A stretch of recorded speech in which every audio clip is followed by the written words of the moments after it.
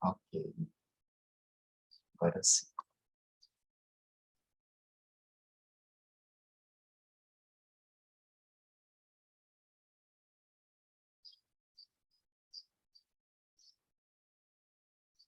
Vocês estão visualizando, pessoal, ou não? Sim. Tá. Então, nós fizemos estudo de caso ontem e vocês viram que algumas pessoas, né, escolheram satisfação, uma pessoa escolheu motivação, algumas escolheram envolvimento e outras escolheram comprometimento, né? A maioria escolheu comprometimento.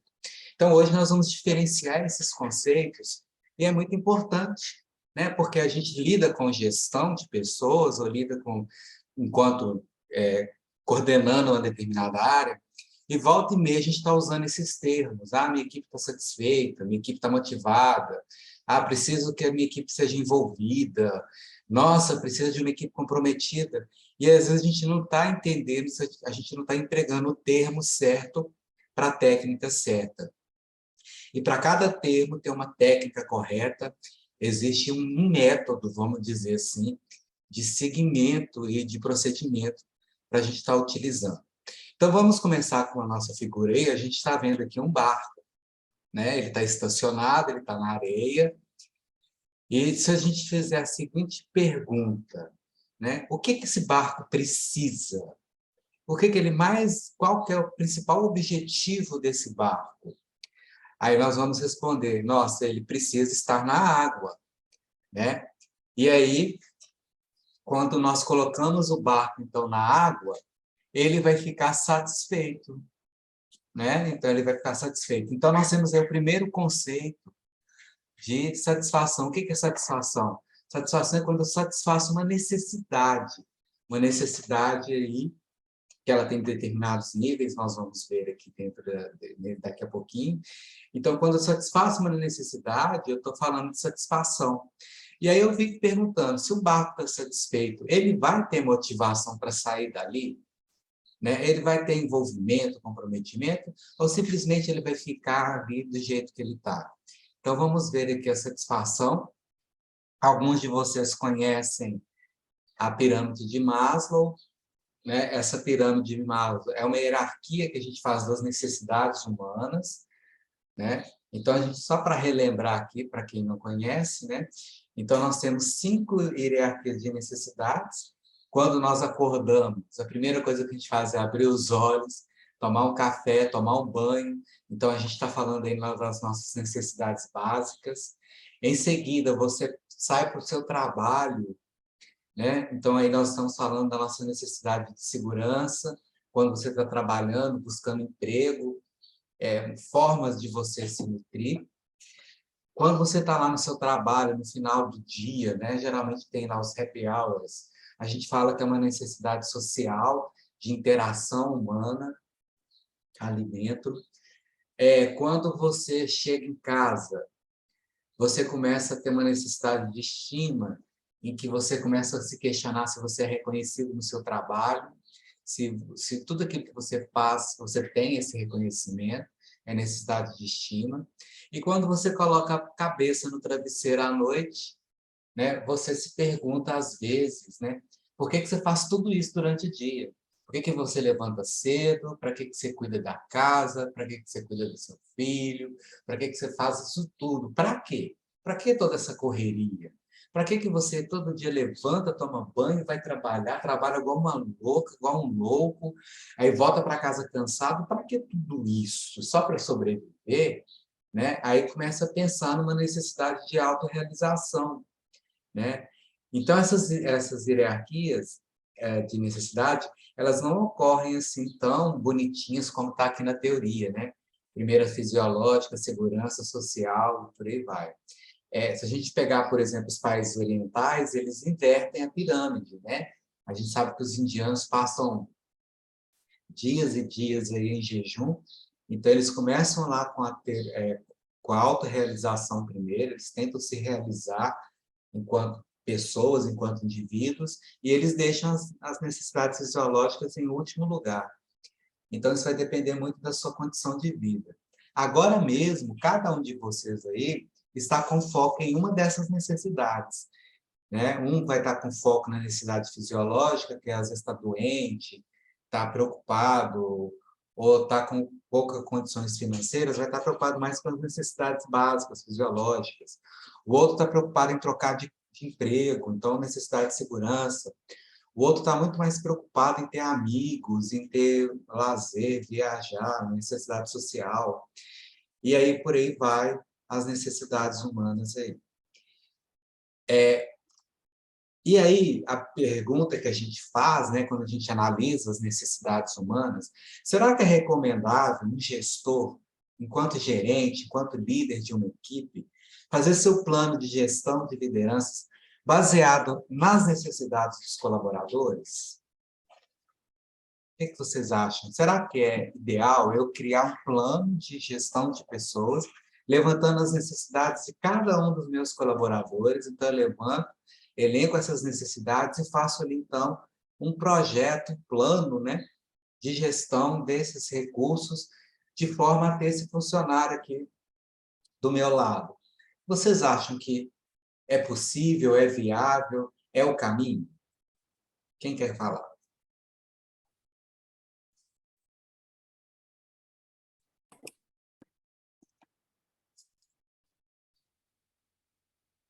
Professor, Pois não. eu acho uma decisão difícil, a gente basear nas necessidades dos colegas, dos colaboradores, porque ficaria muito personalizado e, dependendo do tamanho do seu time, você inviabiliza qualquer modelo de gestão. Você especificar para cada um o que é a necessidade específica de cada um, né? Óbvio que a gente tem que tentar achar um ponto de equilíbrio nessa equação e tentar trazer um melhor ambiente para o trabalho, mas você particularizar a gestão, eu acho que fica realmente bem difícil. Desconheço quem tenha conseguido particularizar uma gestão e ter sucesso. Sim, você está correto na sua análise, né? Você E teria até que... porque, só pegando o gancho do Globo aí, professor, e Ah, até porque é, a, o que me satisfaz hoje pode não me satisfazer amanhã, né? Como é que eu vou fazer um plano de gestão baseado Exato. numa coisa que muda de um dia para o outro, ou até de uma hora para outra, né? De manhã eu estou normal, saí para o meu almoço, aconteceu algum problema na minha casa, na minha família, o que me satisfaz o que me satisfez no café da manhã pode não estar me satisfazendo no almoço, né? Tem essa questão também. não? Perfeito, Lucas. E é isso aí mesmo, são essas duas explicações que vocês deram. Primeiro, que a empresa deveria ter um caixa violento, um caixa financeiro, assim, exorbitante para conseguir personalizar. Segundo, que a necessidade, ela é temporária. Ela passa, ela muda, né? O tempo todo você está mudando. Você está com fome agora, você vai lá e come, essa necessidade ela está satisfeita. Ela pode voltar daqui a algum tempo, ela vai voltar, porque é uma necessidade. Mas ela já vai voltar diferente. Você já vai voltar no almoço, eu não quero mais comer pão, não quero mais comer macarrão, hoje eu quero comer isso. Então, ela começa a misturar aí necessidade e desejo, e as coisas começam a tomar um rumo que é extremamente complicado, né? Eu já vi empresas, por exemplo, como é que a gente sabe que existe esse plano dentro da empresa? Chamado plano de benefícios, gestão de benefícios da empresa. A maioria das empresas tem a gestão de benefícios. Ela é importante, ela é muito importante. Então, lá você coloca lá a questão de vale transporte, auxílio educação, auxílio alimentação, vários auxílios ali para o funcionário, mas isso tem que estar de acordo com o caixa da empresa e tem que estar de acordo também com o objetivo. Porque, entendendo aí a teoria de satisfação, a gente sabe que a satisfação é momentânea, ela é temporária, daqui a pouco a pessoa vai querer outra coisa, então você vai ficar preso aí no modelo. Então, você tem que ter algumas estratégias de satisfação geral, genéricas, a que abrange um número maior de pessoas, e não ficar tão preocupado, como dizem as teorias, né, de personalizar. Nossa, eu vou atender a necessidade daquela pessoa. É igual um filho, né? Se você for fazer todas as vontades do seu filho, você vai criar um monstro. Então, não é bem por aí. Você vai ver quais são as necessidades básicas do seu filho, aquelas que você possa atender, e as demais você vai fazer com que ele conquiste, né? Muito bom. E aí, vocês vão fazer, então, agora um teste, vou colocar aí no link de vocês, para saber qual que é o nível de necessidades, em que nível vocês estão dentro dessas necessidades aí. Deixa eu colocar o link aqui. Eu já devia ter colocado, né?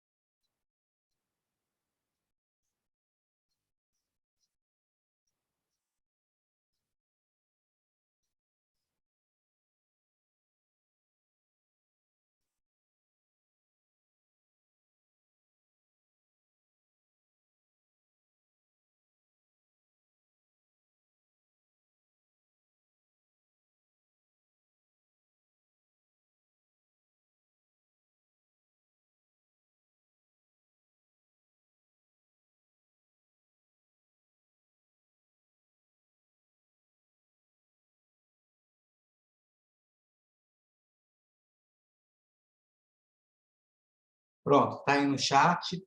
Da mesma forma, vocês vão fazer o download da planilha, né? E vocês vão estar respondendo para mim, são 10 perguntinhas, e a gente vai estar avaliando aí os níveis de necessidade. Esse teste, pessoal, é muito legal para você aplicar na sua equipe, para você mapear quais são as necessidades que norteiam a sua equipe de trabalho. Então, é legal você estar aplicando também, para começar a mapear aí, né, em quais são as necessidades que são focadas o seu colaborador. É importante você baixar a planilha, porque senão vai todo mundo editar ao mesmo tempo, e é legal que você já guarde ela aí no seu arquivo para você ter esse teste aí. Como que é feito o teste? Tem uma pergunta, uma situação, e para cada pergunta você tem a letra A e B. Você vai distribuir 10 pontos entre a letra A e a letra B. O total de A e B tem que dar 10. Você pode dar 10 e 0, 9 e 1, 8 e 2, 7 e 3. Você só não pode dar 5 e 5, porque em termos de comportamento você tem uma tendência. A gente acredita que você tem uma tendência aí. E ele já está preenchido aí com um exemplo, só para vocês terem a ideia das possibilidades que vocês possam ter, e aí vocês preenchem, e logo depois já vem o resultado.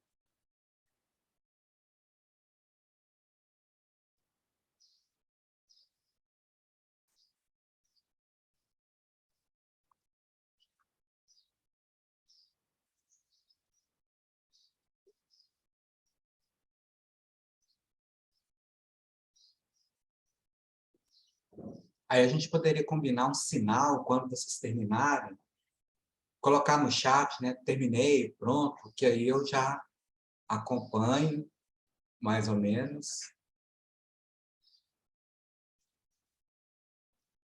Deixa eu ver aqui.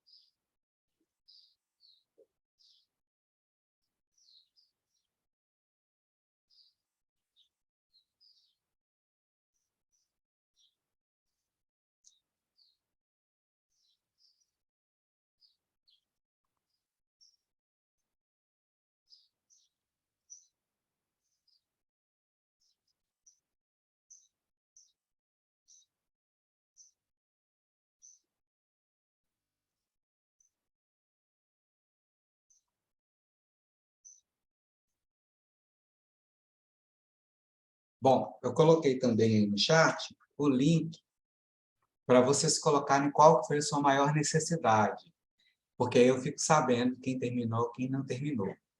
E aí a gente consegue também fechar essa questão. Hoje e amanhã vai ser cheia de testes, tá, pessoal? A gente vai dando os conceitos e vão passando os testes para vocês terem essas ferramentas aí para estar utilizando depois.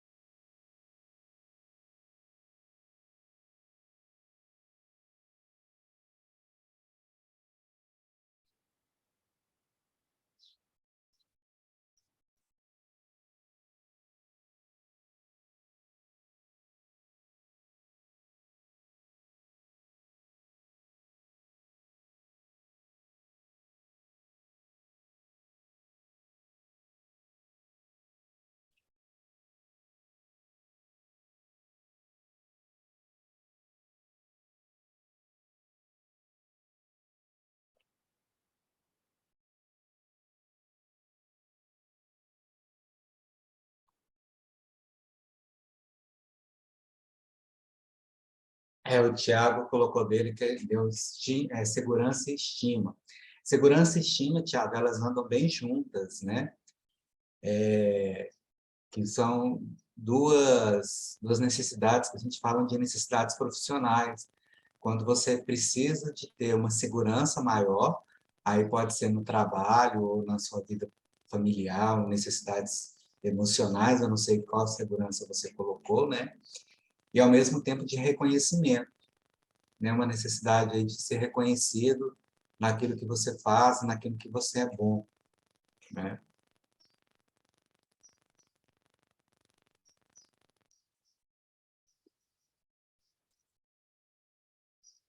Fabi, né, já colocou autorrealização e estima, né? Então, aí a gente já pensa uma questão também de estar buscando a autorrealização, mas de estar buscando reconhecimento, mas mais um reconhecimento pessoal, uma autoconcentração, busca da felicidade, né, da qualidade de si mesmo, né? Já Gobo, o Gobo colocou... Isso mesmo, professor. Eu esqueço de alterar meu nome, que é meu sobrenome, esse aí é Guilherme. Ah, tá, Guilherme. É O porque eu uso, Guilherme está porque a bem turma no trabalho só me nas chama de necessidades. Gobo. Tá certo, está bem focado nas necessidades de segurança e necessidades básicas, né? Então, é onde que está tomando mais energia, te consumindo aí, é o que chama mais atenção. Bom, vou colocar aqui um outro slide.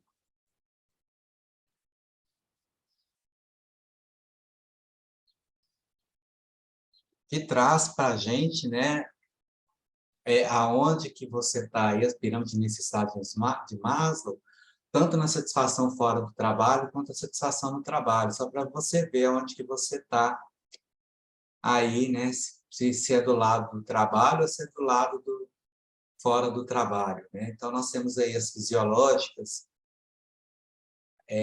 comida, água, sexo, sono, repouso, intervalo de descanso, conforto físico, a segurança, e por aí vai, só para vocês estarem fazendo uma autoavaliação aí de qual necessidade te predomina em você. E é muito legal você estar vendo essa questão de necessidade, porque vamos lá, vamos pensar uma pessoa que está focada na autorrealização. Hoje ela está buscando um autoconhecimento, está buscando uma autorrealização muito maior, e ela vai conversar com uma pessoa que está focada na necessidade básica, por exemplo. A pessoa está ali preocupada com conforto, com segurança, está preocupada ali em como conseguir o pão nosso de cada dia, vamos colocar assim. Vocês acham que vai ter algum conflito de comunicação entre elas? Provavelmente vai ter um conflito muito grande, porque a pessoa que está visando a autorrealização está com aspectos muito diferenciados de busca de vida, de comprometimento e de iniciativa do que a pessoa que está na necessidade básica. Ela também tem suas preocupações, são preocupações mais práticas, mais terrenas, mais aqui e agora. Já a autorrealização é mais transcendental. Então, se a gente faz esse mapeamento, eu sei quais são as necessidades que está mapeando, né, dentro da minha equipe, eu consigo ter uma visão maior dessas questões. Vamos ver aqui no teste, vamos ver aqui no perfil da sala, como que está as necessidades. Até agora, só 5 pessoas responderam. A maioria, até agora, está na necessidade de segurança, e uma pessoa está na necessidade de autorrealização. Então, olha só, isso justifica, né, essa procura pelo MBA, essa procura de estar... apareceu mais uma estima agora, né? Essa procura de estar aí buscando a segurança. Outra autorrealização chegando aí. Estima.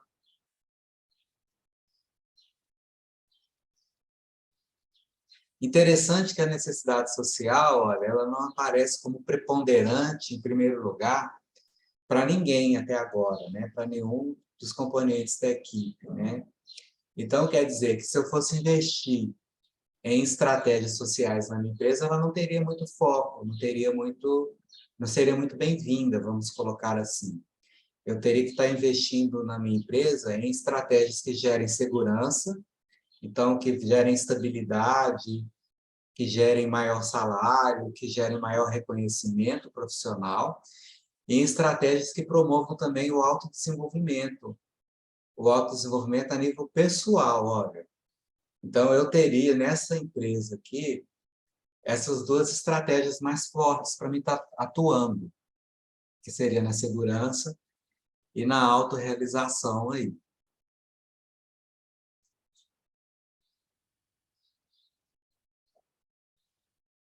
Interessante. Como que a segurança, ela talvez seja estágio de vida que a maioria da sala esteja, né? Mas a necessidade aí de ter segurança, de ter uma estrutura, de ter um chão é mais preponderante e até justifica-se, né? Por estar num MBA aí, a gente justifica por aí. Bom, vamos voltar lá nos nossos slides.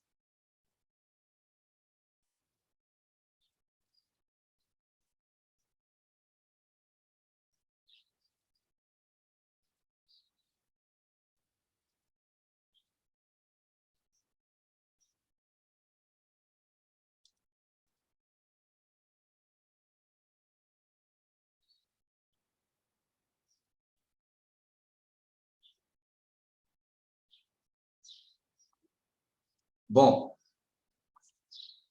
Tomás. Então, nós conhecemos aí o aspecto da satisfação e vimos como que ela é importante, ela tem que fazer parte do contexto aí do gestor, mas ela não deve ser a principal estratégia, no sentido que ela gera muito custo e, ao mesmo tempo, ela personaliza demais e, ao mesmo tempo, ela é temporária. mas ela é importante, a gente está dentro do estudo aí, entendendo que a satisfação das necessidades, elas são importantes. Aí a gente vai para o próximo barco, para a próxima figura, e a gente vê o barco motivado, ele motivou. Então, nós agora vamos falar de motivação, entender o conceito da motivação dentro desse aspecto que nós estamos estudando aqui, para a gente compreender, né? Então, a motivação, ela é responsável pela intensidade, direção e persistência dos seus esforços. Então, aonde a pessoa aplica com a intensidade, a direção e a persistência dos esforços dela para alcançar uma determinada meta, a gente chama isso de motivação. Motivação, ter motivos para a ação, né? A própria palavra também nos dá indício aí do que é a motivação.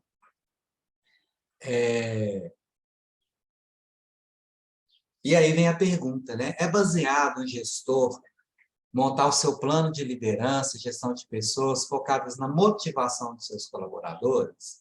Será que a gente já viu que satisfação ela tem seus pontos, seus gaps ali de melhoria, então eu vou estar olhando, mas eu não vou estar focalizando. E a motivação? Alguém acredita que eu poderia estar focando meu plano de gestão todo na motivação? Se alguém quiser falar, tudo bem.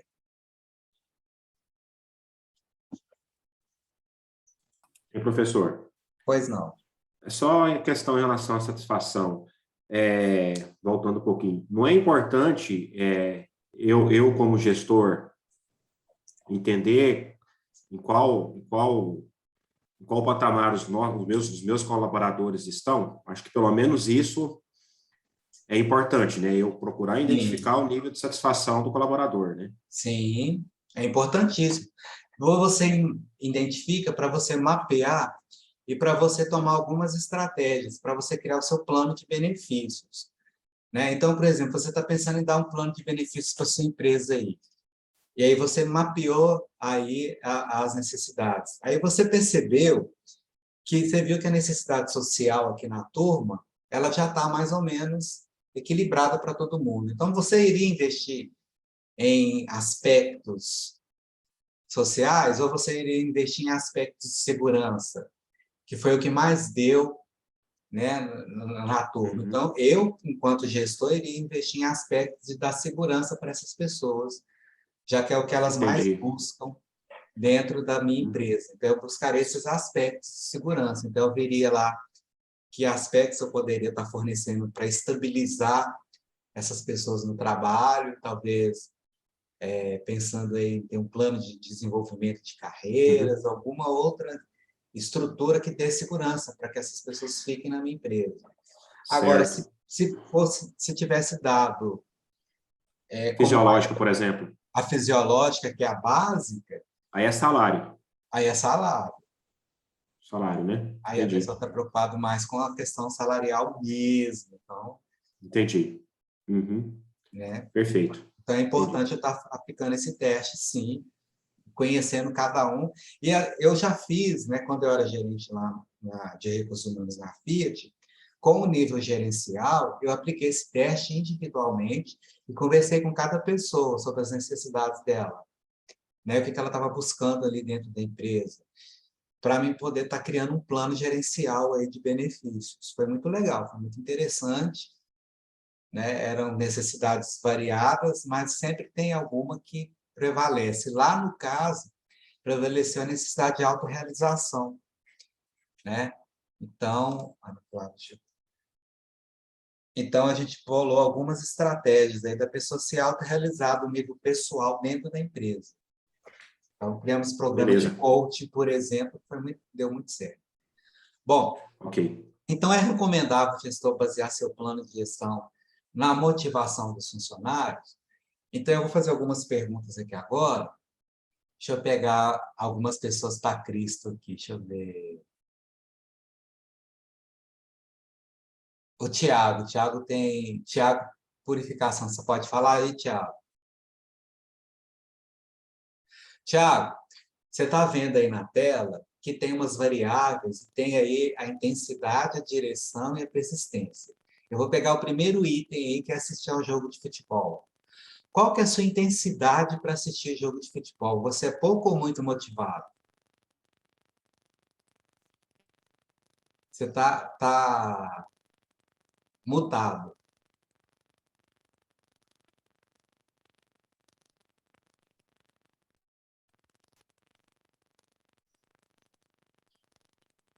Tá no mudo ainda, Tiagão. Tá no mudo. Não, ele não está no mudo, mas não está saindo seu áudio, não, Thiago. É, Não.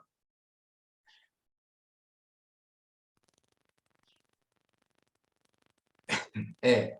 Faz um sinal de Não joia. estamos te ouvindo, não. É. Se for pouco, você faz um sinal para baixo. Se for muito, um sinal para cima. Muito. Ótimo.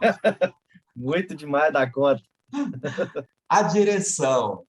Você assiste um jogo de futebol, é por interesse próprio ou pelos seus colegas? Próprio. Muito bem. E a persistência aí? Você é fogo de palha, assiste de vez em quando, ou você segue todos os campeonatos? Segue todos os campeonatos. Então, eu poderia dizer que o Thiago, ele é motivado, ele tem motivação, motivos para ação para assistir um jogo de futebol. Vamos pegar agora aqui o Gogo, o Guilherme. Guilherme, tem alguém para compromisso sério? Qual que é a sua intensidade hoje? Tem alguém para compromisso sério? Você é pouco ou muito motivado? em ter alguém pouco, eu já tenho. Então é pouco, você já tem. Sim, Então é pouco. Se pouco. você tivesse que buscar alguém para você, seria por interesse próprio ou por causa de outras pessoas, da sua família, seus amigos que falam que você tem alguém? Interesse próprio. Seria interesse próprio. E qual que é a sua persistência para buscar alguém hoje? Fogo de palha ou guerreiro? Hoje, fogo de palha. Fogo de palha. Então, o Guilherme, eu poderia dizer que ele não está motivado para ter alguém para compromisso sério. Primeiro que ele já tem. Então, eu já vi que isso aí para ele não motiva, não traz motivação nenhuma. Vamos pegar aqui a Karina. Você pode falar, Karina? Vamos lá. Karina, conquistar um emprego em multinacional, qual que é a sua intensidade? Pouco ou muito motivada? Atualmente pouco motivada. Pouco motivada. A direção, você iria para uma multinacional por interesse próprio ou porque sua família precisa, porque você precisaria? Seria interesse próprio. Interesse próprio. E qual que é a sua persistência hoje para procurar um emprego na multinacional? Bem fogo de palha também. Fogo de palha. Então, olha só, a Karina não tem interesse em trabalhar numa multinacional, né? Só mais um. Vamos pegar aqui o Jander. Tá aí, Jander? Sim, professor. Jander, qual que é a sua intensidade para ganhar na loteria? Pouco ou muito motivado? É pouco, porque eu não jogo, então vou ganhar como? Você jogaria por interesse próprio ou porque as pessoas falam para você jogar porque vai ter uma bolada muito grande? Mais por conta dos outros do que por interesse próprio. Aham. E sua Mas com persistência medo dos hoje? amigos do trabalho ficar milionário e só sobrar você, né, gente? É só por conta disso aí. Aham. É isso Bom, mesmo. e você já falou que é fogo de palha, né? Que você não está jogando. Fogo de palha. Então, Isso olha aí. só, o Jander não tem motivação nenhuma para ganhar na loteria. Por que eu estou fazendo esse teste aqui, fazendo perguntas aleatórias para vocês? Vocês viram que cada pessoa tem uma coisa que a motiva e é diferente da outra. Se eu fizer a mesma pergunta agora de conquistar um emprego na multinacional para um outro colega, pode ser que ele seja muito motivado. Então, o que motiva a Karina não é a mesma coisa que motiva o Lucas. Então, esse que é o grande problema da motivação, né? É quase que igual ao problema da satisfação. O que satisfaz um não satisfaz o outro. O que motiva uma pessoa, o que motiva a outra. Então, em termos de motivação, a gente pode afirmar que ela é interna, a motivação ela é intrínseca, ela depende de cada pessoa. Por isso que é muito difícil, quando alguém liga para mim, né, e fala assim, Denilson, eu queria fazer que você desse um curso de motivação para os meus funcionários. Então, a expectativa é que saia todo mundo motivado para o curso. Não vai sair, gente. O máximo que eu vou fazer ali, brevemente, é criar um clima satisfatório, em que vai todo mundo ficar muito feliz no primeiro momento, mas depois volta para a empresa, as coisas voltam do jeito que elas eram, porque a motivação, ela depende de cada um, ela é interna, ela é intrínseca, ela não vai mudar, né? Se a pessoa não quiser mudar. Então, o máximo que eu, enquanto gerente, enquanto gestor, posso fazer é dar motivos para que a pessoa haja, mas eu não posso garantir que a pessoa vai agir, né? Então, por isso que eu, Denilson, aí eu estou falando enquanto Denilson, não enquanto professor, não acredito muito em cursos motivacionais, né? Eu acredito que a gente pega lá aquelas convenções de vendas, né? Todo mundo, vão vender, vão vender, vão vender, vão vender, vão vender. Aquilo ali tem muito mais um outro nome do que motivação. Você está muito mais interessado ali em ganhar dinheiro mesmo do que em se automotivar, porque você quis se motivar ali, né? Então, a motivação ela é interna, ela é intrínseca, ninguém motiva ninguém, e o máximo que você pode fazer é dar motivos para que a pessoa se motive aí. Aqui, eu vou fazer uma pergunta para vocês aí no Mentimeter. Copiar. Respondam aí para mim rapidinho. Aqui ninguém dorme, né? Porque toda hora tem que fazer alguma coisa. A pergunta é, salário motiva? Salário é motivador?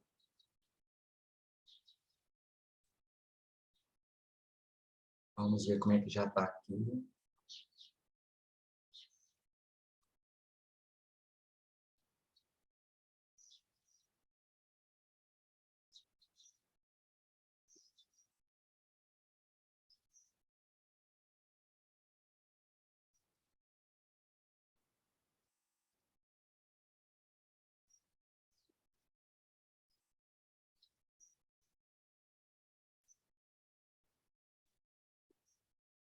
Ó.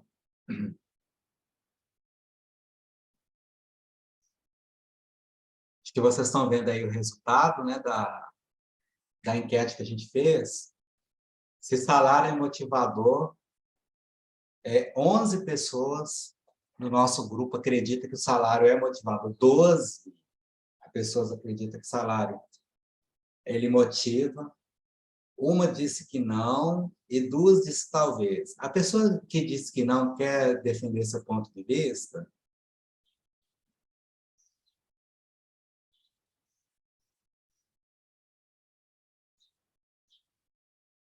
Não quer.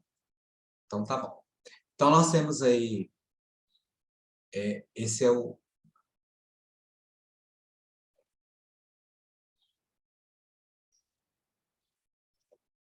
Voltei. Então, essa pergunta, pessoal, sempre ela cai no meio acadêmico também.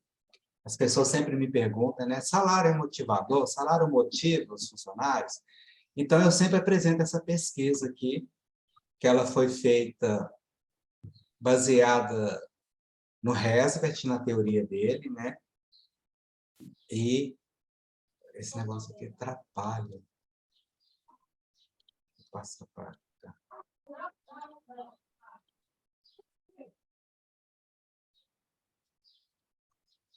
Opa! Não sei se vocês estão visualizando aí a pesquisa. Estamos visualizando a apresentação, o material em PowerPoint, mas não em modo apresentação. Eu estou tentando colocar aqui.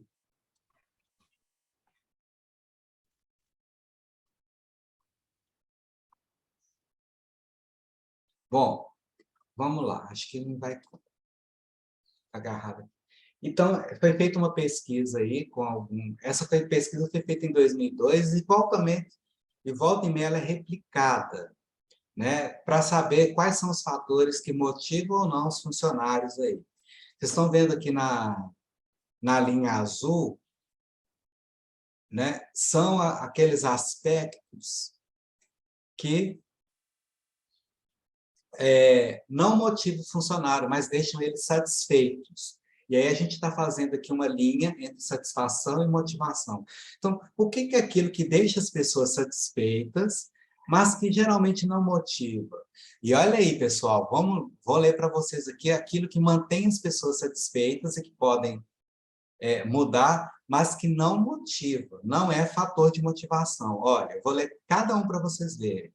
Política e gestão de empresa, supervisão, relacionamento com o supervisor, condições de trabalho, salário, relacionamento com colegas, vida pessoal, relacionamento com subordinados, status e segurança, são fatores que causam satisfação, mas eles não motivam, não criam motivação interna dentro do colaborador. Mas esses fatores, eles são importantes porque eles vão dar aí o clima da empresa. Já quais são os fatores que causam motivação, que conduzem a extrema satisfação e que faz com que o funcionário ele saia do lugar? Ter possibilidade de crescimento, de progresso, de ter responsabilidade por uma determinada tarefa, você assumir aquilo ali como responsável, o próprio trabalho em si, o reconhecimento e a realização pessoal sua naquele trabalho. Esses são os fatores que motivam, que trazem motivação. E é interessante, se você pegar aqui os fatores que causam satisfação, mas não motivam, e os fatores que causam motivação, os fatores que causam satisfação, vocês já viram eles em algum lugar aí na empresa. Um instrumento que é muito utilizado dentro da empresa, que chama clima organizacional, que vai mensurar o clima da empresa. E quando você vai mensurar o clima organizacional, quais são as variáveis que você investiga? Justamente essa, o relacionamento com o supervisor, condições de trabalho, salário, relacionamento. Então, esse instrumento, que muitas vezes é usado dentro da empresa, para mapear o clima, ele só está me dizendo dos fatores que causam ou não satisfação. Mas os fatores que realmente causam motivação, geralmente eu não pesquiso, né? Que seria o quê? Você se sente responsável pelo seu trabalho? Você sente que aqui dentro você tem uma carreira de progresso, de crescimento? Você se sente realizado com o seu trabalho? Você se sente reconhecido pelo que você faz? Esses são os fatores que geralmente causam motivação. Por que salário não é considerado um fator motivacional? Devido à explicação do nosso colega ali. Você aumenta o salário hoje, né? Aí ele causa uma satisfação momentânea, mas daqui 6 meses, 1 ano, a pessoa quer um outro aumento. Então, ele não causa motivação, ele causa uma dependência, porque você cada vez mais vai ter que dar salários cada vez maiores para essa pessoa. Então, além do salário, já que ele impacta na satisfação, é importante eu ter um salário compatível, lógico, mas eu tenho que dar muito mais oportunidade de crescimento, progresso, responsabilidade, reconhecimento e realização dentro do trabalho, do que ter apenas um salário muito alto, porque ele sempre vai buscar, se a pessoa buscar só o salário, ela vai estar buscando apenas fatores de satisfação, o que os autores chamam de fatores higiênicos. Ela vai estar só buscando se higienizar. O que é isso? Né? Fazendo uma metáfora aí. Se manter limpinha, se manter confortável, se manter dentro dos parâmetros, dentro dos padrões do que é motivacional. Então, aqui na próxima figura, eu vou ter que tirar esse tema. Consegui. Aí, na próxima figura, nós temos aí os fatores motivacionais, né, que geram satisfação, e os fatores higiênicos, que eles não geram não insatisfação. Então, os fatores motivacionais, o trabalho, a realização, exercício, possibilidade, e os fatores higiênicos, né, que geram satisfação, mas eles não geram motivação. Estilo de liderança, relações pessoais, salários, políticas de recursos humanos, eles são importantes, eles devem existir, não estou dizendo que eles não devem existir, mas que eu devo me preocupar muito também com os fatores motivacionais aí dentro da coisa. Bom, aqui é o caso da ponte. Alguma dúvida sobre motivação, pessoal? Podemos avançar?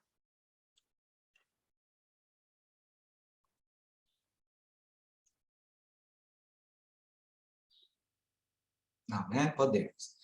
Então, nós vimos aí que o barco está parado, ele está estacionado, ele precisa de água, que é a necessidade dele, ele está aqui dentro da água, ele está satisfeito agora, e você precisa que ele motive, então você dá alguns motivos para ele, e ele abriu asas. Agora eu tenho que entender qual que é a diferença de satisfação, motivação e envolvimento. E aí nós vamos falar agora um pouquinho de envolvimento. E para falar de envolvimento, eu vou contar uma história, e eu queria que vocês anotassem aí o nome dos personagens para a gente depois fazer um pequeno debate aí. Depois vai ter que o Mentimeter para vocês estarem respondendo aí. Qual que é a história agora? Bom, é a história de João e Maria. João e Maria eram um casal que se amavam muito, né? E eles... E a Maria, ela trabalhava em casa e o João trabalhava fora de casa. E todos os dias a Maria preparava o jantar para o João. E eles chegavam, eles jantavam ali, e tem aquela vida monótona e feliz, que era a forma que eles encontraram para viver. Acontece que o João começou a chegar cada vez mais tarde em casa. Um dia chegou às 19, um dia chegou às 20, um dia às 21, um dia às 22 horas, e não falava nada com a Maria, mas a Maria também não perguntava nada. E aí ela começou a ficar possessa com aquela situação, então ela começou a cruzar a ponte, que ela morava do outro lado da cidade, cruzava a ponte, e começou a passear pela cidade. Ela deixava a comida pré-preparada, ia para a cidade passear e voltava todos os dias antes do João chegar. Um belo dia, ela está voltando para casa, quando ela conhece um jovem alto, moreno, bonito e sensual, moreno, chamado Ricardo. Muito bom. Acabam se tornando amantes. E todo dia Maria vai para a casa do Ricardo, fica lá na casa do Ricardo e volta antes do João chegar. Então já temos 3 personagens aí. João, Maria e Ricardo. Vão aparecer mais 3. Bom, um belo dia, a Maria estava voltando da casa do Ricardo quando ele viu na ponte um bandido assaltando as pessoas. Ela ficou muito assustada, né, com esse quarto personagem e correu lá no Ricardo e falou assim: Ricardo, me ajuda, tem um bandido assaltando as pessoas na ponte e eu não quero passar. O Ricardo pegou e falou assim: olha, eu não vou me expor ao perigo, você vem aqui porque você quer, o problema é seu, se vira. A Maria ficou possessa, né, com aquilo e lembrou que ela tinha um amigo que morava ali do lado. Foi lá até a casa do amigo, pediu ajuda, o amigo foi com a Maria até a ponte.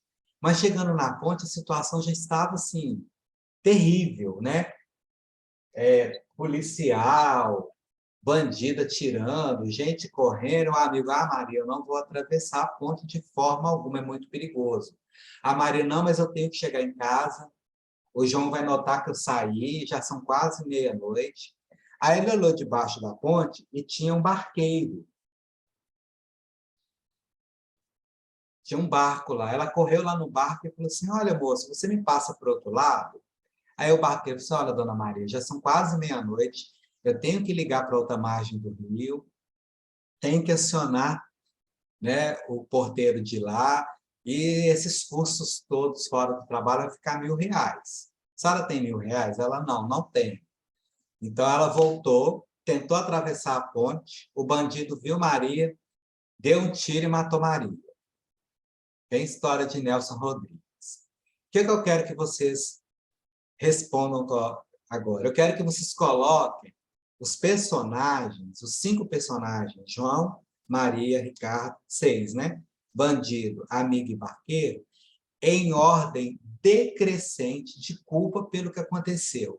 que é a ordem decrescente de culpa? O número 1 é o maior culpado pelo que aconteceu, e aí o que aconteceu é você que decide. E o número 6 não tem culpa nenhuma. Então, você vai colocar os personagens em ordem aí, decrescente de culpa pelo que aconteceu. Deixa eu pegar aqui.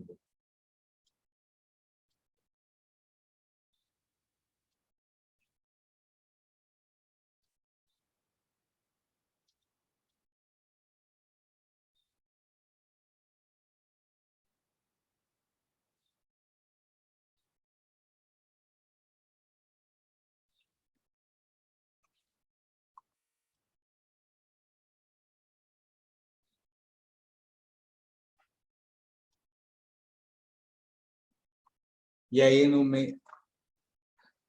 nosso... Coloquei no chat também, para vocês colocarem aí qual que é a resposta do grupo, quem que é o maior culpado pelo que aconteceu.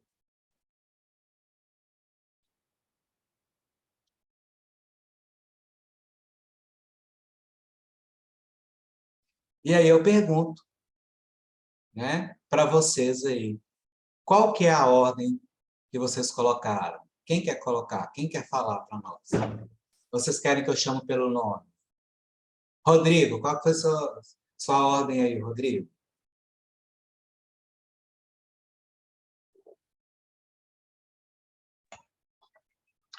Bom, fiquei na dúvida aqui do maior culpado, né? Talvez eu coloquei o João, mas poderia ter colocado a Maria, no meu ponto de vista, eu fiquei bem na dúvida nessa questão.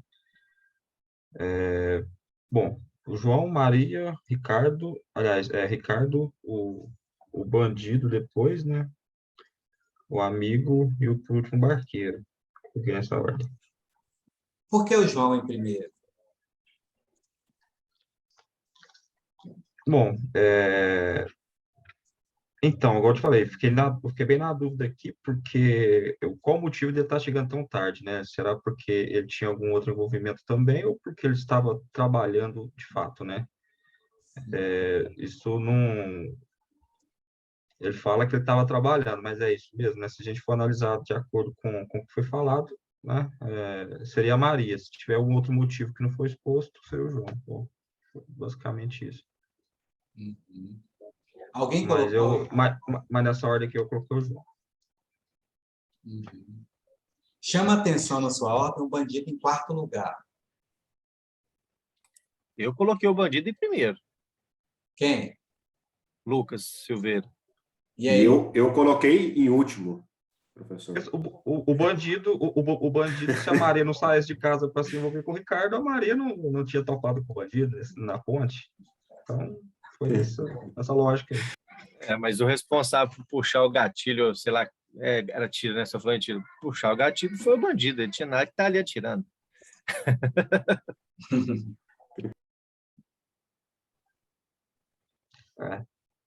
Na linha do... Aí tem questão de linha do tempo, né? A gente vê como é que desenrolou a história.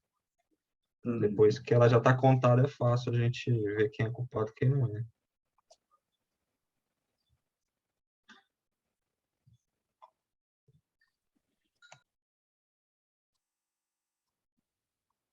Eu até coloquei a Maria como segunda por mais ou menos por esse raciocínio, mas o primeiro para mim é o bandido. Minha ordem ficou bandido, Maria, João, o amigo, o Ricardo, o Ricardão, sempre ele, né?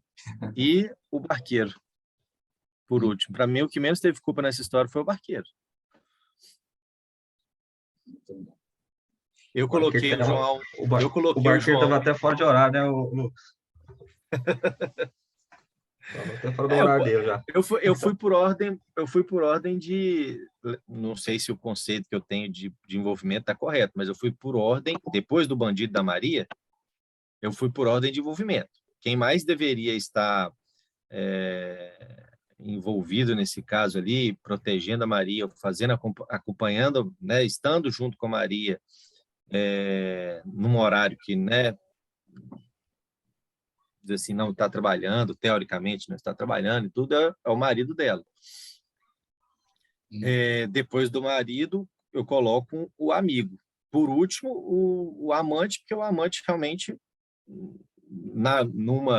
numa relação só de amantes, eu, né, presumo um relacionamento só carnal. Estamos ali, beleza, e depois você vai para sua casa, o problema é seu.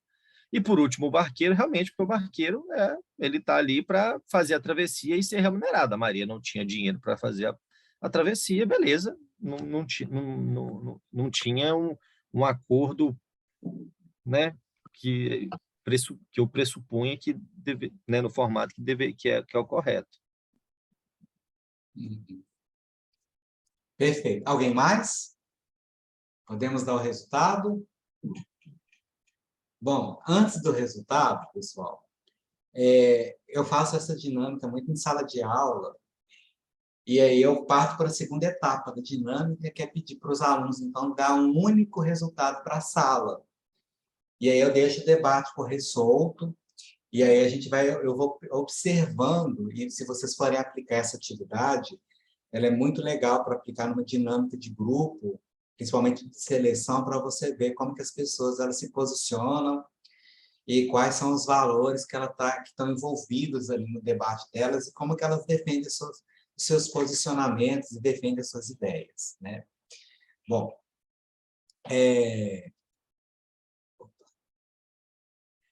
essa atividade, ela nos mostra como que cada um de vocês aí se envolveu com a história. Nós tivemos 3 tipos de envolvimento. E aí vocês vão tentar agora... antes de dar o resultado, vamos ver qual que foi o resultado da sala, né? Vamos ver aqui.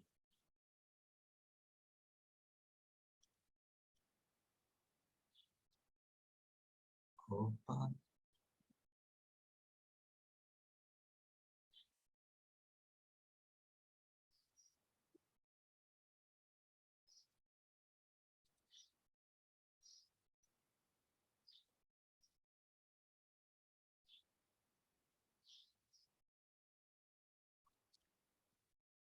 O caso da ponte. Vamos ver aqui.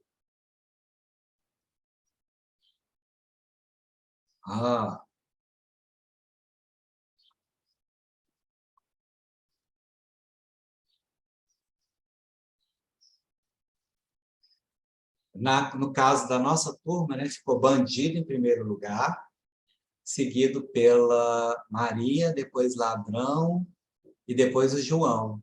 O amigo e o barqueiro não aparecem, né, entre os maiores culpados aí. E da sala, como um todo, prevaleceu a lógica do bandido, seguido da Maria. E depois o Ladrão e depois o João. Então, essa aí é a lógica que prevaleceu. Então, vamos ver o que prevaleceu na turma como um todo, né? Vou voltar aqui aos nossos slides. Agora eu estou dominando. Então, existem 3 tipos de envolvimento pelos quais eu posso estar mapeando, aí, principalmente uma seleção. O envolvimento racional, o envolvimento emocional e o envolvimento assertivo. Cada um de vocês teve um tipo de envolvimento aí, né? Então, vamos ver cada um deles para ver se você se enquadra aí. O envolvimento emocional é mais ligado em valores pessoais e sociais. A pessoa toma as decisões dela baseada nos valores. Como que eu sei que a pessoa teve um envolvimento emocional? Foram aquelas pessoas que escolheram o João, a Maria como o maior culpado. Por quê? Porque essas pessoas, elas analisaram a situação. Se você pegar a explicação delas, eles vão falar assim, mas foi a Maria ou foi o João que desencadeou todo o processo. Então, essas pessoas elas têm uma visão sistêmica. Elas sentem ver a ligação entre as partes. Então, o foco dessas pessoas são nos valores pessoais, nos valores sociais. E a ênfase é no contexto, no todo. Então, quem que gerou toda a situação? Quem que causou? Se não fosse a Maria, se não fosse o João, não teria acontecido nada disso. Então, é uma lógica de envolvimento emocional. E tem uma visão sistêmica, porque olha para um problema, mas analisa tudo aquilo que está em volta do problema, analisa o contexto como um todo, tem uma visão sistêmica, e ele vai ficar muito focado na conexão e nas pessoas. Esse é o envolvimento emocional, né? Nós tivemos aí na sala quem escolheu o João, quem escolheu a Maria, e etc. Já quem teve o envolvimento racional foi quem escolheu o bandido. E quem é muito racional ainda teve dificuldade ainda de elencar os demais. Porque quem matou Maria? Bandido. Quem é culpado? Bandido. E os outros? Ah, os outros eu não sei, não tem culpa nenhuma. Por que não tem culpa nenhuma? Porque para mim pouco interessa quem está traindo, quem deixou de trair. O que importa é quem puxou o gatilho. Quem puxou o gatilho é o bandido. Então ele é o culpado. Esse é o tipo de envolvimento racional. E nós tivemos aí que ele preponderou dentro da nossa sala. Então, na nossa turma aí, nós temos pessoas que têm um envolvimento mais racional. Então, são pessoas que têm foco nos dados e fatos. Então, qual que é o fato? O fato concreto é que o bandido puxou o gatilho. Então, quem é o culpado? É o bandido. Tem ênfase nos detalhes, né? A ênfase está nos detalhes como um todo. E tem uma visão mais analítica. É diferente da pessoa do envolvimento emocional, que tem uma visão sistêmica. A visão é mais analítica, mais focada em processo e em resultados. Então, nós tivemos esses dois tipos de envolvimento, o emocional e o racional, e temos um terceiro tipo, que foi o seguinte, foi quem escolheu a Maria, ou o João, ou o Ricardo, mas não porque eles traíram, porque pouco interessa se traiu ou não traiu. É a mesma coisa que você sai de casa agora, você é atropelado, e você foi atropelado, as pessoas falam porque você estava traindo a sua esposa. Ah, você saiu de casa porque você foi trair e você foi atropelado. Se você não estivesse traindo, você não sairia de casa. Mas isso é um evento da vida. Então, as pessoas racionais, elas têm dificuldade de entender essas nuances que uma pessoa emocional faz. Ela fala, não, mas ele saiu de casa, ele foi atropelado, a culpa é de quem atropelou. Não importa se ele estava saindo para trair ou não trair, isso pouco me interessa. Agora, tem pessoas que têm um envolvimento mais assertivo, que ele tenta balancear emoção e razão. Aí, nesse caso, essa pessoa vai sempre estar escolhendo ali, muito próximo, o bandido e a Maria, ou a Maria e o bandido em segundo lugar. Ele vai estar contrabalanceando as duas. Então, o foco da pessoa assertiva é no processo. Então, o problema não foi que a Maria traiu, o problema foi que ela viu a situação de perigo e ela se pôs em perigo ao tentar atravessar a ponte. Então, não importa se ela traiu ou não. Ela é culpada, mas porque ela viu aquela situação de perigo, ela se pôs em perigo. Esse seria o foco do envolvimento assertivo, foco no processo. A ênfase é no problema. Qual que foi o problema dela ter acionado, ela ter passado ali diante de uma situação tão perigosa? E essa pessoa tem uma visão mais estratégica, de posicionamento, onde que ela vai estar se posicionando ali dentro da história. Então, ela busca mais o posicionamento. Então, aí nós temos esses três tipos de envolvimento, e cada um de vocês é possível saber qual foi o seu envolvimento. E aqui tem um slide que retrata muito bem os tipos de envolvimento no trabalho, e que eu posso mapear na minha equipe. Por exemplo, se eu sei que a minha equipe tem um envolvimento mais emocional, eu vou trabalhar estratégias mais emotivas dentro do meu contexto. Ou então levar esse pessoal a ser mais racional. Se a minha equipe é muito racional, eu vou criar estratégias de ser mais emocional. Então, o emocional é focado em valores, analisa situações, tem visão sistêmica e o foco é pessoas. O envolvimento racional é baseado em fatos, em dados. A pessoa tem uma visão analítica baseada em processos. E o assertivo é baseado na escolha, no indivíduo, na visão estratégica e em ideias. Então, aqui você tem um panorama aí. E eu queria saber, deixa eu voltar aqui, como que você se classifica? Vou colocar aqui o Mentimeter, vou colocar aí no chat. que você se classifica agora? Você é uma pessoa que tem qual tipo de envolvimento? Eu quero saber qual que é o envolvimento predominante agora da sala. Eu já vi que foi mais, vamos ver se bate, né? Foi mais bandido, então teria que dar um envolvimento mais racional. Vamos voltar aqui.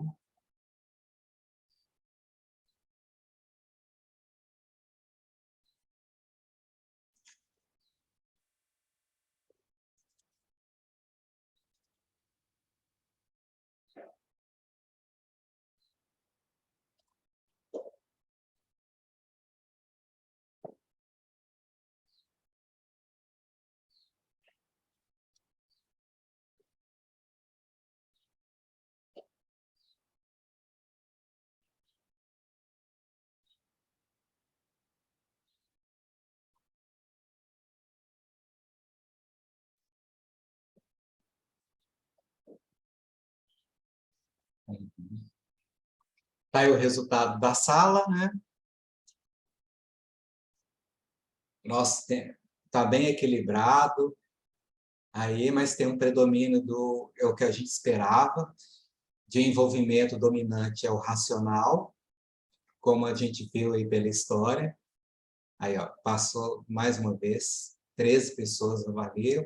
Então, nós temos dentro da turma 6 pessoas com envolvimento racional, 4 com envolvimento emocional. Aqui, se a gente tivesse feito um debate, ia ter muita discussão entre os racionais e os emocionais, né? Os assertivos iam ficar ali mais de observadores na história, mas a gente teria muito debate, muita discussão aí dentro dessa história aí. Então, a gente tem um predomínio aí do estilo racional dentro da nossa sala, focado, e depois nos outros aí. Muito Ô, bom. Denilson, Oi. só colocar um ponto de vista, que você falou assim que normalmente o racional ele escolheria a Maria Bandido. como o bandido. Então, assim, eu escolhi a Maria e sou racional. Basta assim, pelo menos eu me vejo como muito racional. E um outro sentido, por que que eu escolhi a Maria, que eu tenho muito comigo a questão da autorresponsabilidade. Então, assim, levando para o lado racional, todos nós aqui temos as responsabilidades. Ah, mas eu fiz isso por causa do Beltrano. Na verdade, não. Na verdade, eu fiz isso porque eu quis. Ah, mas eu fiz isso por causa da situação X. Eu tenho a visão que, na verdade, não, eu fiz porque eu quis. Né? Eu acho que teve alguém aí, não sei se foi o Lucas, que falou sobre apertar o gatilho. A pessoa só aperta o gatilho se ela quiser. Né? A Maria só sai de casa realmente se ela quiser. Pode ser por qualquer motivo. O marido dela pode estar traindo ela, ou ele pode estar trabalhando. Então, trazendo para esse lado, sendo muito racional, eu escolhi a Maria. Então, assim, é um ponto de vista diferente, né? E mesmo sendo racional. Posso dar só uma enquete rapidinho nesse Pode. raciocínio? Por exemplo, se a gente sai de casa e a gente é assaltado, a gente não é assaltado porque quer. Assim, num raciocínio mais racional ainda. Porque se alguém vai lá e te assalta, é porque a pessoa quer te assaltar. Mas se você sai de casa, não necessariamente... Assim, para fazer qualquer outra coisa, né? Não necessariamente você sai porque quer morrer ou quer levar um tiro. Tem várias vertentes, né? Depende de muita coisa. Acho que é questão de modelo mental. Você está certo. É uma coisa É. que eu falo assim, né? No Dia dos Pais, eu fiz uma enquete no meu Instagram. Eu falei assim, qual que é o melhor pai do mundo? Várias pessoas responderam o meu. Quem está errado? Né? Eu acho que isso aí é muito questão de modelo mental. Isso aí que você falou faz total sentido. Se for para esse lado aí, ninguém sai de casa, né? Eu vou sair para jogar futebol daqui a pouco. Não é porque eu saí que eu mereço morrer, né? Faz todo sentido o que você falou. Uhum. Perfeito. E aí, esqueci seu nome, não aparece aqui para mim. Quem falou foi a Carol e o Thiago. Thiago, e aí, Não, Thiago. não quer dizer que você, tendo envolvimento emocional, não quer dizer que você seja uma pessoa emocional, seja emotiva. Irracional, né? Na realidade, você se envolve com questões baseadas em valores humanos. Então, os valores para você é muito importante. Valor familiar, valor pessoal, o valor de humildade, de trabalhador. Então, esses valores são muito fortes em você. Então, quando você vai envolver com outra pessoa, o seu envolvimento é mais nesse lado. Já o da Carol, ela é mais racional do que você ainda. Ela está pouco se lixando se a pessoa traiu ou não traiu. O fato é que ela saiu de casa, ela foi assaltada. Então, o culpado é o assaltante. Então, o envolvimento dela é mais frio nesse sentido, mais focado em dados mesmo. Então, aqui não está falando se o seu modelo mental é mais emotivo ou racional, mas é que é como se você se envolve com o outro. Então, para você se envolver com uma outra pessoa, ela vai ter que ter valores, vai ter que ter essas questões parecidas com você, né? Já no modelo racional, eu consigo me envolver com uma outra pessoa apenas porque, aqui diz que eu tenho que trabalhar com ela, então vamos trabalhar, não estou nem aí. Né? Então, é um modelo mais emocional, mais racional ainda. Então, é por isso que, no seu caso, pegando a sua própria explicação, você não se encaixa nem emocional nem racional. Você se encaixa no modelo assertivo. Porque você pegou e falou assim, a Maria é culpada pela escolha dela, pelas escolhas que ela fez. Então, claro que você pode estar analisando a situação, mas você fala assim, mas ela sabe do perigo e ela ainda passou ali diante do perigo. Né? Então, foi uma escolha dela ter atravessado. Então, é lógico que ela ia morrer. Por que ela não esperou passar a situação?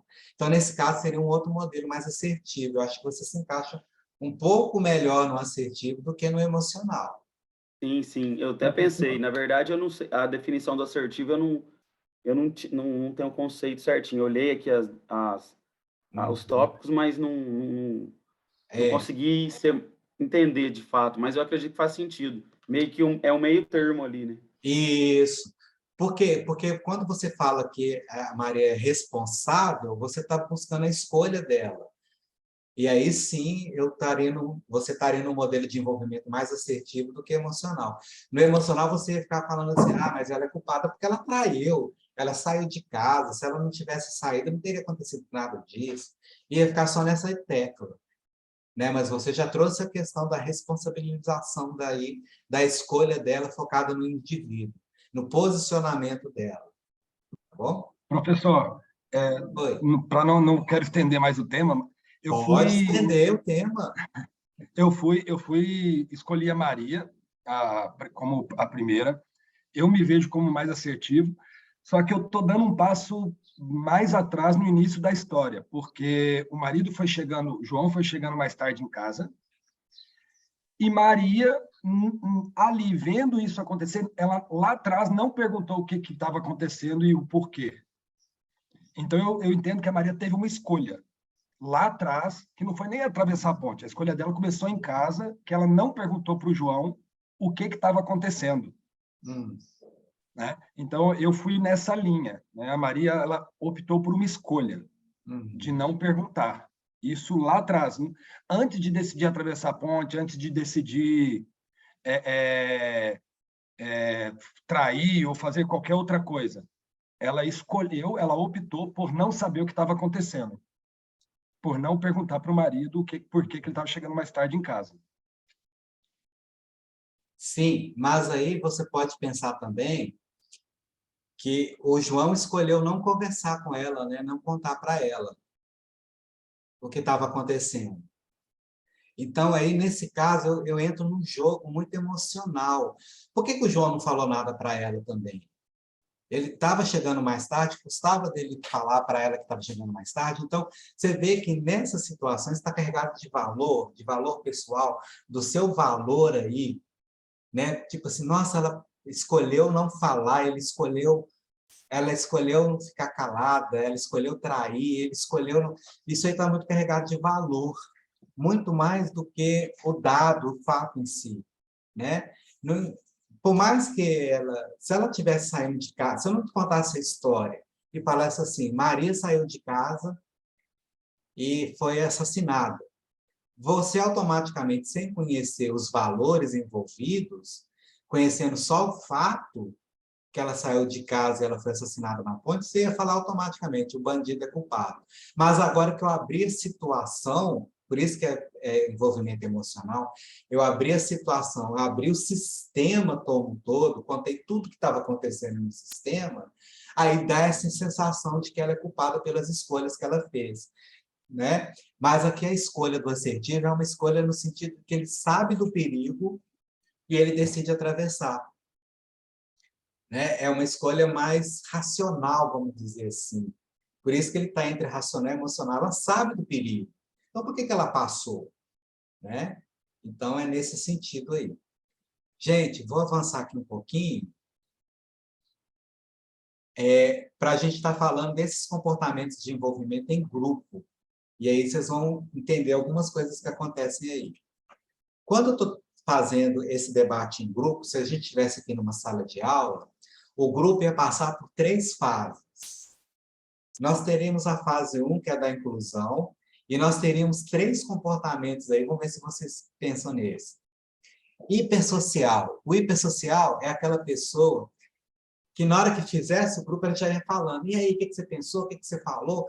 Então, ele já entra falando, já entra conversando, já entra se posicionando com muita força. Se ele tem o hipersocial, nós temos o hipossocial, que é aquele que entra mais calado, mais observador, entra mais caladinho na discussão, e nesses momentos aqui do grupo, por exemplo, ele quase não fala nada, ele fica calado. E temos o social, que é aquele que entra mais observando, ele entra tipo assim, vamos ver aonde que esse grupo vai dar, o que vai acontecer nesse debate aqui. Então, ele entra mais no nível social, no sentido mais de observador. Depois, o grupo passa por uma fase que é controle. Todo grupo passa por essa fase de controle, que é onde ali as áreas de poder vão ser definidas. O hipersocial, ele pode se tornar autocrata. Auto é próprio, kratos é poder. Ele vai se encher de poder e ele vai ficar ali defendendo a ideia dele com muita força. Não é a Maria por causa disso, não é a Maria por causa disso. E ele não vai mudar muito fácil de opinião. Ele vai manter a posição dele, mesmo havendo posições contrárias, ele ainda vai tentar manter aquilo que ele escolheu. O hipossocial, ele pode se tornar abdicrata, ele pode abdicar do poder dele e aí sumir no grupo, ficar lá caladinho, não falar nada, abrir mão do espaço dele e muito bem. E o social, ele pode se tornar democrata. Geralmente, o social é aquele que está lá na discussão, está lá 2 autocratas brigando, o abdicrata caladinho, o democrata fala assim, vamos fazer uma votação? Ele sempre opta pelo caminho mais fácil. Vamos fazer uma votação? Aí, nesse momento que ele sugere fazer uma votação, ele ganha poder dentro do grupo, ele ganha espaço também. Aí vai ficar autocratas e democratas brigando, o democrata querendo diluir o poder dentro do grupo, as relações, e o autocrata ali. Na opinião de vocês, quem é mais manipulador? O autocrata, o abdicrata ou o democrata e por quê?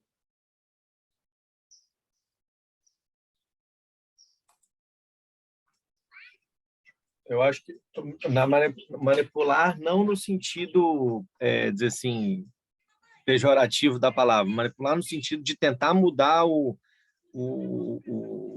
clima, o ambiente. Eu acho que o democrata. Isso. Porque ele tem essa tentativa de trazer para o meio termo. Trazer para o meio termo é você tirar, né, tentar tirar o poder do autocrata e tentar, né, dar mais, empoderar mais o abdicrata. Isso, perfeito, perfeito. O democrata, ele é o mais manipulador, porque a manipulação dele é velada, né? Ele está sempre ali buscando o meio termo, então ele está manipulando de certa forma. A manipulação do autocrata, ela é declarada. Você sabe que ele está tentando manipular, porque ele te fala, eu quero o João, eu quero o bandido. E ele, se ele não conseguir com você, ele vai para os lados. Aquele colega que na sala de aula falou, não deu opinião, ele começa a pegar o companheiro do lado e fala, mas você não concorda que é o João? Você não acredita que é a Maria? Ele começa a manipular do lado, mas é uma manipulação declarada. A manipulação do democrata, ela é velada, ela é ela é escondida ali através da democracia. Agora, o abdicrata, ele também manipula, mas a manipulação dele é omissa, é depois. Geralmente, as pessoas abdicratas, elas ficam caladas durante a reunião, e quando termina a reunião, você pergunta para ela assim, por que você ficou calada na reunião? Ah, ninguém deixou eu falar. Ninguém deixou eu falar. Ah, eu não me posicionei, não, as pessoas aqui é muito difícil. Eu prefiro ficar calada. Então, ela sempre vai estar escolhendo o lugar da omissão, ou às vezes de vítima, né? Ou às vezes de comodismo até. Né? Então, e isso, pessoal, eu posso ser abdicrata numa situação e na outra situação eu ser autocrata, mas eu tenho que perceber, assim, na maioria das vezes, num debate em grupo, eu sou mais autocrata, eu sou abdicrata ou eu sou mais democrata? Né? No início da minha carreira, eu me percebia muito abdicrata. Eu sempre deixava as pessoas tomarem a posição, tomarem a frente, eu quase não falava, eu me posicionava, às vezes não, nem me posicionava, porque não dava tempo. Né? Eu falava, não, no final eu falo, acabava a atividade, eu não falava nada e depois eu ficava com aquele bolo na garganta. Então, eu aprendi a me posicionar mais, porque eu sempre estava sendo abdicrata nas minhas relações. E depois, se a aula continua, né, o grupo vai para uma terceira fase, que é da afeição. E aí, o autocrata, se ele não maneirar, se ele não se equilibrar, ele começa a levar tudo para o lado pessoal. Ah, você não gosta de mim. Ah, você está falando isso porque você tem raiva de mim. Você tem inveja de mim. Então, ele leva tudo para o lado pessoal, então vai no nível que aí a conversa acaba, porque ele já levou para o lado pessoal. O abdicrata, ele pode levar para o subpessoal e pular para o papel de vítima. Ah, ninguém deixou eu falar, esse grupo é muito forte e tal. E o social vai para o relacional, para o pessoal, sabendo diferenciar a pessoa do processo. Eu não gosto da palavra pessoal aí, mas o Schutz usa essa palavra, né? Então a gente tem que concordar. Eu colocaria que o democrata ele é mais relacional. Ele entende a diferença entre pessoa e processo. O que está sendo julgado ali é o processo e não a pessoa. E aí, isso, professor, não sei se é a discussão, é a mesma discussão, mas, por exemplo, desse ponto de vista aí da afeição pessoal, isso acontece muito no trabalho, porque, assim, às vezes, né, a gente fala assim, não vou mexer com aquele cara, ele é o melhor que tem aqui naquela área, mas não vou mexer com ele não, porque eu não gosto dele. Tem a ver a gente está falando da mesma coisa ou isso é uma outra seara?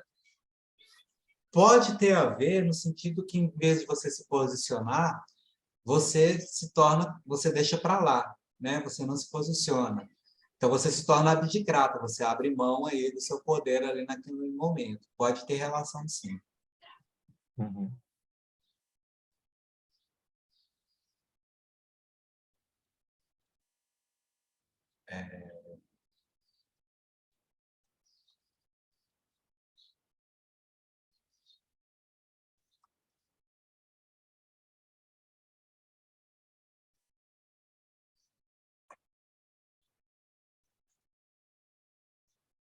Esse negócio aqui é difícil.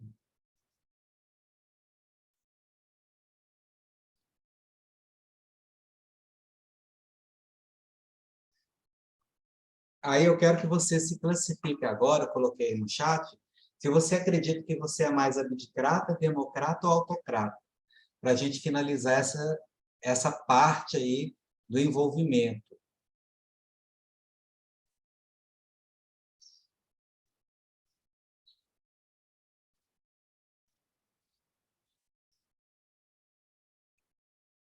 Já está saindo aí os resultados. Professor, enquanto o pessoal vota aí, não sei se o senhor vai tratar desse ponto, mas dá para a gente, pelo nível, pela extensão da discussão quanto ao envolvimento, dá para a gente falar que é mais difícil a gente fazer um plano, né, de um plano organizacional. É mais difícil a gente fazer esse plano com base no envolvimento do que na motivação, por exemplo, ou a gente não tem elementos para fazer para chegar nessa conclusão, nessa comparação? Eu te falo que é praticamente impossível você criar um plano baseado no envolvimento, né? O que você pode o que você pode fazer é mapear, como eu estou mapeando aqui na sala agora, ó, né? Eu estou mapeando o tipo de, de envolvimento. A gente viu que o tipo de envolvimento na sala é mais racional, concorda? E depois a gente verificou que ele é mais democrata. Então, são pessoas que gostam de democratizar o poder, de buscar o equilíbrio, e são pessoas mais racionais. Então, com isso, eu sei como abordar cada uma dessas pessoas agora aqui dentro da sala de aula. Então, em vez de eu trazer conteúdos muito emocionais, conteúdos emotivos, ou eu vou buscar sempre fazer a opção de modelos democráticos dentro da sala, que eu vou conseguir uma gestão mais eficaz. Então, eu vou optar pela democracia, eu vou optar pelo racional, então eu vou optar a minha gestão, a minha condução por um modelo mais racional e mais democrático. Agora, é lógico que eu vou ter os autocratas na sala, eu vou ter o abdicrata também, mas eu estou sempre me baseando na maioria. Aqui, pelo Beleza, resultado obrigado. da sala, a gente viu que nós temos 10 democratas, 3 autocratas e um abdicrata. Então, esse é o perfil aí nosso da sala de aula.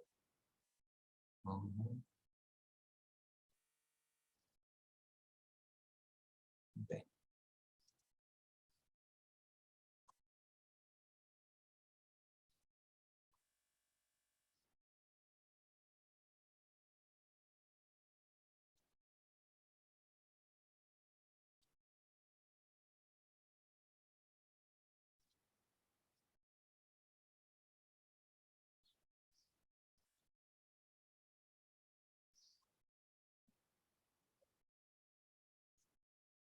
Bom,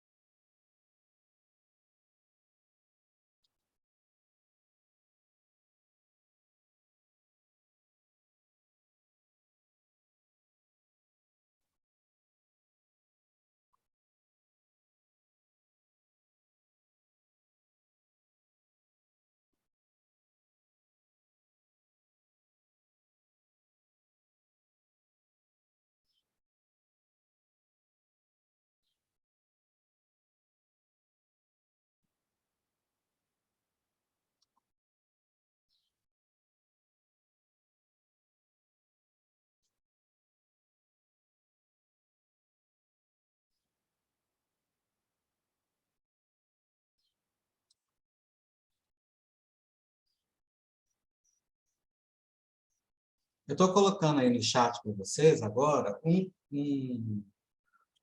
um outro instrumento que a gente utiliza. Queria que vocês dessem... Abre para mim, por favor, e vê se ele abre, se ele está abrindo nessa configuração, senão eu vou ter que rever. Que é a roda da vida, em que você vai estar mapeando aí aonde você utiliza, né? Aonde você se envolve mais, os seus tipos de envolvimento, se é na qualidade de vida, se é no pessoal, se é no profissional, se é em relacionamentos. E aí tem esse testezinho da roda da vida, que vem dizendo aí os elementos para você mapear, e vem um quadro explicando o que é cada uma dessas dimensões, né? Saúde, desenvolvimento, equilíbrio, e por aí vai. Eu queria saber se vocês estão conseguindo abrir o teste aí,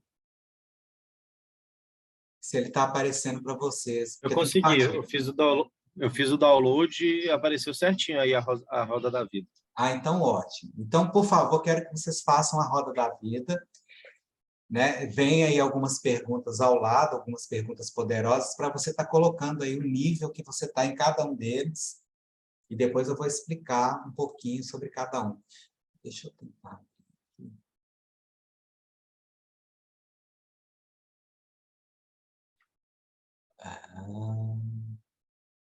Aqui.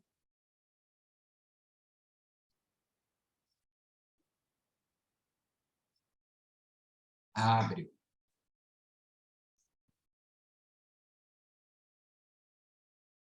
Ótimo.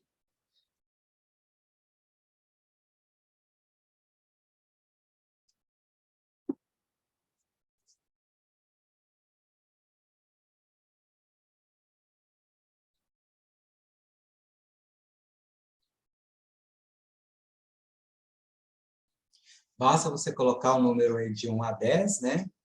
Saúde, disposição, desenvolvimento intelectual, para você ter um mapa energético aí de como você está conduzindo os seus envolvimentos pessoais, profissionais. Aí mas aí eu posso dar uma nota de 1 a 10, aí não tem distribuição não, né, professor? Igual aquele outro não, né? Não, só dá a nota direto. Tá. Tem as perguntas aí do lado só para direcionar, né, a sua nota.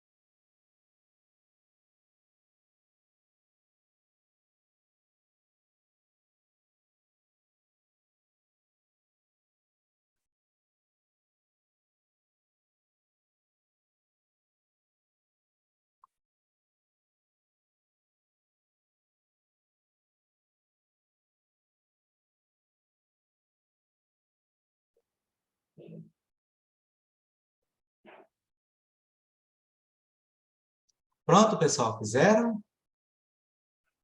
Ele é rapidinho, né?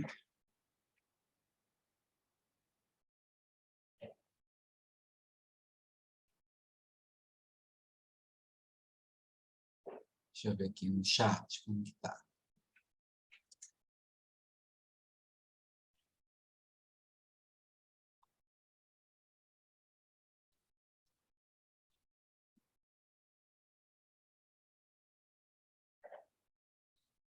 Ótimo.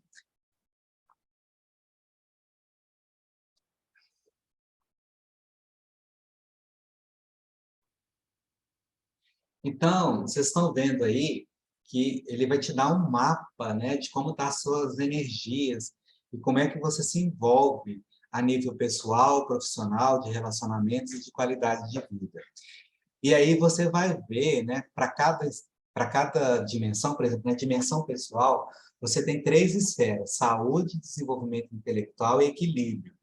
Então, você vai ver quais são as áreas que estão mais completas e quais são as áreas que estão precisando de fazer investimento energético, né? Para que você faça com que a roda da sua vida ela gire. Então, por exemplo, se tem alguma dimensão, se a dimensão relacionamentos ela está muito baixa, é como se fosse uma roda dentada, ela fica com um dente faltando.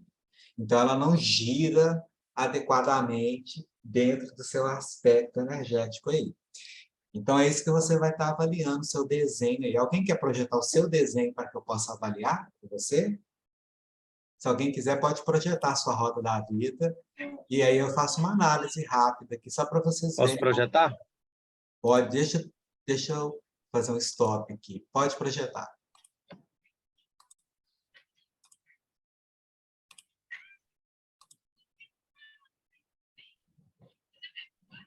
Vocês estão vendo meu... Ah, tá.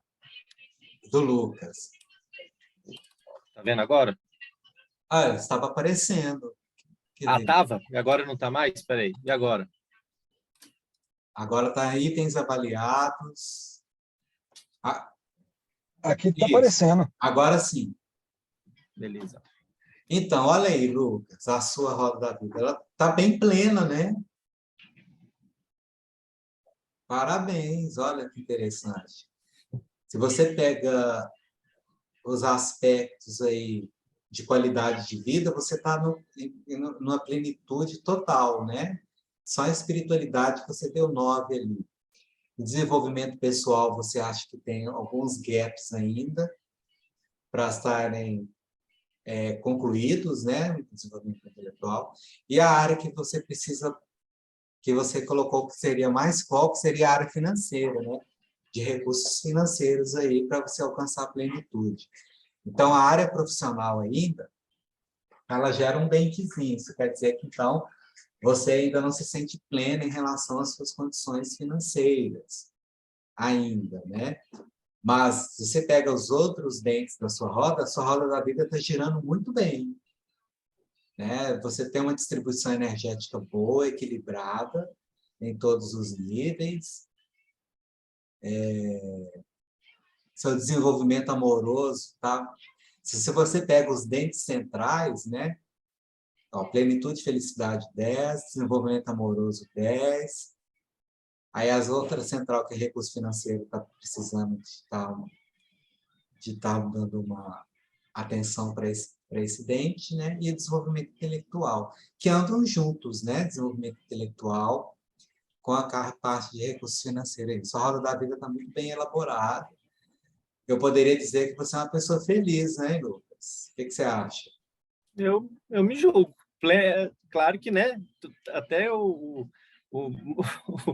mais feliz dos homens tem dias, né, que as coisas não dão certo, mas, no geral, eu me julgo um cara bem feliz, bem satisfeito, assim, do ponto de vista positivo, de satisfação, né? Sim. Tô satisfeito.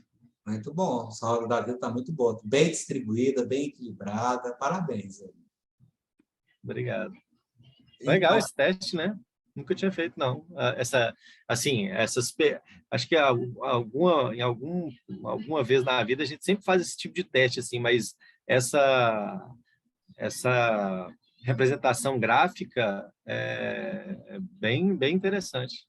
Sim, Muito ela legal. mostra, né? Assim, mostra onde tem os gaps, onde você precisa estar girando, né? Prestando mais atenção. Porque essas dimensões aqui, elas foram definidas cientificamente, né? Elas pegaram tudo aquilo que torna o ser humano pleno e completo, todas as áreas que devem estar completas aí, e colocaram num único instrumento. Então, ela é muito legal para você estar mapeando. E para você estar fazendo essa roda da vida com seu funcionário, é muito legal, né? Você pede para fazer, discutir com ele, de repente você dá uma ideia, mostra interesse, mostra participação, mostra envolvimento, né? Mostra o seu tipo de envolvimento para com ele. Agora deixa eu voltar aqui. Beleza, obrigado. Denilson, Oi. isso é interessante, né? Eu tenho formação em coaching. E eu já fiz a Roda da Vida algumas vezes e já tinha um tempinho que eu não fazia, deve ter uns 2 anos. E é engraçado que ela varia, né? Ela não é constante. Hoje eu fazendo ela aqui, eu percebo que, assim, a última vez que eu fiz, eu me julgo igual o Lucas falou, igual você também caracterizou ele. Eu estava voando alto. Hoje eu já não me sinto. Então, tem várias áreas aqui que eu fiz que eu percebo que eu posso melhorar, sendo que a última vez que eu fiz estava até 10, com uma nota talvez muito maior.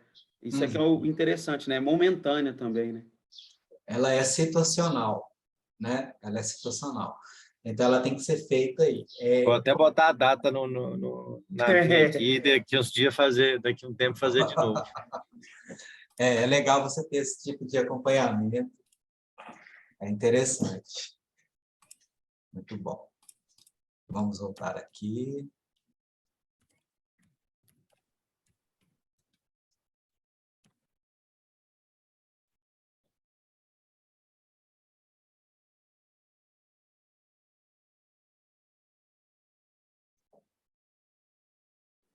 Ô, Lucas, e é até bacana esse que você falou da data, né?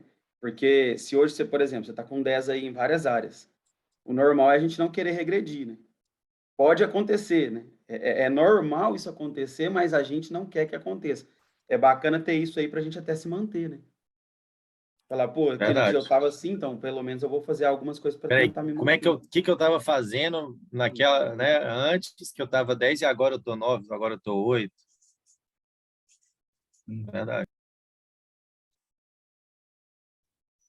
Bom, pessoal, então nós vimos aí, né, a satisfação, nós já entendemos como que ela funciona, já entendemos a motivação, já entendemos, acabamos de entender o envolvimento, como que ele se dá, né, e como que vocês viram, né, que a gente fez 2 instrumentos aí, da ponte e da roda da vida, eles mostram mais o seu envolvimento mesmo, com você mesmo, com o outro, os estágios que você está desenvolvendo, que nível que você está hoje.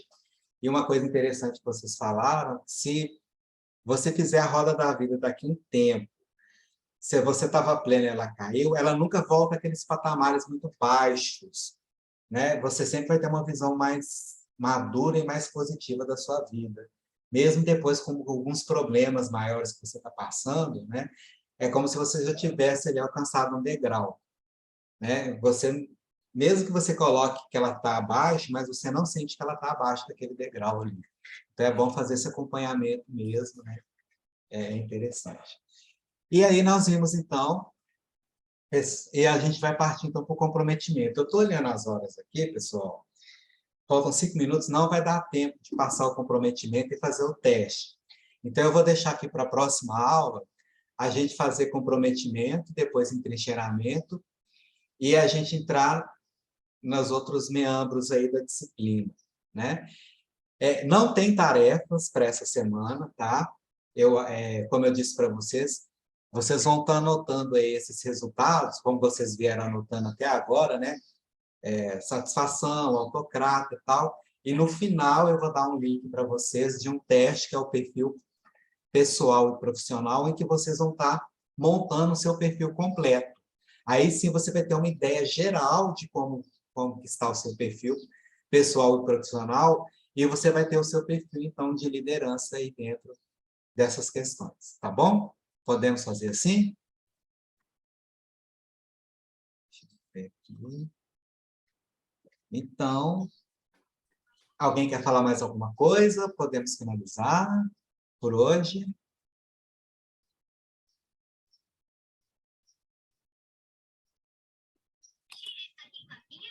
Podemos.